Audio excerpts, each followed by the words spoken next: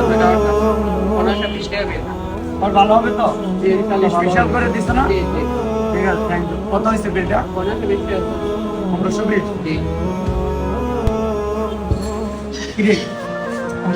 হ্যাঁ, আমার টাকা অনেক টাকা ছিল। আমি তো আজকে অনেক জায়গায় গিয়েছি, কোন জায়গায় ফেলাইলাম টাকা?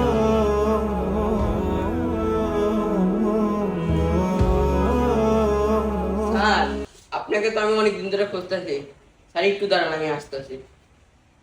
আসো। স্যার, আপনি যে 3-4 দিন আগে আসছিলেন, আপনার জন্য তো আমার ঘুম হচ্ছে না। কেন? আমি আবার তোমার কি করলাম? আমার জন্য তোমার ঘুম হচ্ছে না? স্যার, আপনি যে নদীনকে আসছিলেন, তারপর আপনি একটা টাকার বান্ডিল পালাই গেছেন, সেটা আমি পাইছি। তারপরে তো আমার ঘুম হারাম হয়ে গেছে। আমি কি করবো আমি নিজেও ভাবতে পারি না।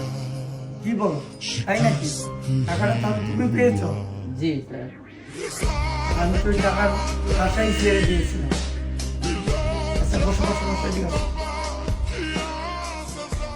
তুমি আসলে অনেক ভালো ছিলে, বুঝছো? টাকাটা তুমি পেয়েছো, তুমি তো টাকাটা নিয়ে চলে যেতে পারতে। তুমি টাকাটা আমাকে ফেরত দেওয়ার জন্য অপেক্ষা করতেছো। স্যার ধরেন আপনার টাকাটা, আপনার টাকার জন্য আমার ঘুম আসে না। আপনার টাকা আপনিই রাখেন স্যার।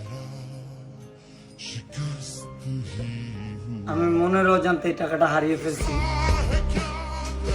আমি টাকার আশাই ছেড়ে দিয়েছি, কিন্তু এই টাকাটা ফেরত পাওয়ার পরে আমার মনে হচ্ছে যে ভালো মানুষ আছে বিদয় এই পৃথিবী এখনো ঠিক আছে।